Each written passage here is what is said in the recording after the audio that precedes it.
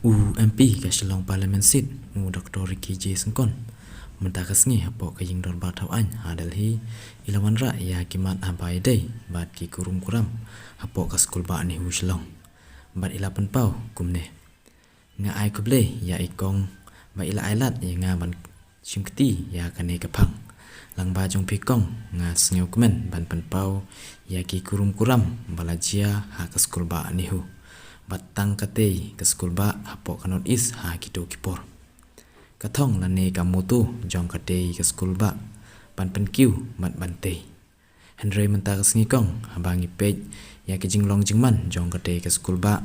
kadon ke jing kromar balapan mi da unong pej jongka lane ha kren British ngilabon ong vice chancellor kajing telot bat kajing bombit unong pej jongka kalapan long ya ki samla pule buat kinong tray jong kadai ka skul ba kiwan mi ban persya eu kane kalawan ra ya kajing klormar ya kadai ka skul ba kumba arbna bat kalakta haduk kata-kata ya kisamla pule kinong tray bat kinong hekai namar kata lang ba jong pi ngapan pau ba kisorkar badai kmi makin sngyo bha ban shimkhia ban weng ya uta unong pej lane vice chancellor na kadai ka skul ba.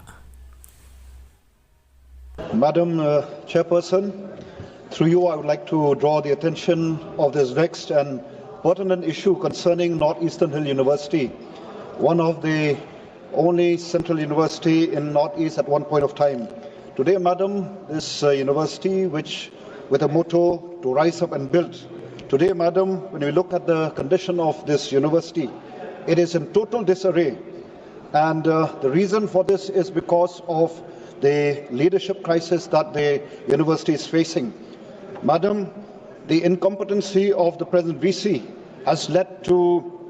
protests by students, teachers and non-teaching staff of this university and has brought this university to a standstill. For the last couple of months, this university has been greatly affected in terms of teaching and research, which is the prime objective of any learning institution. Therefore, Madam, through you, I would like to urge upon the concerned ministry to take up this matter seriously by removing this VC who is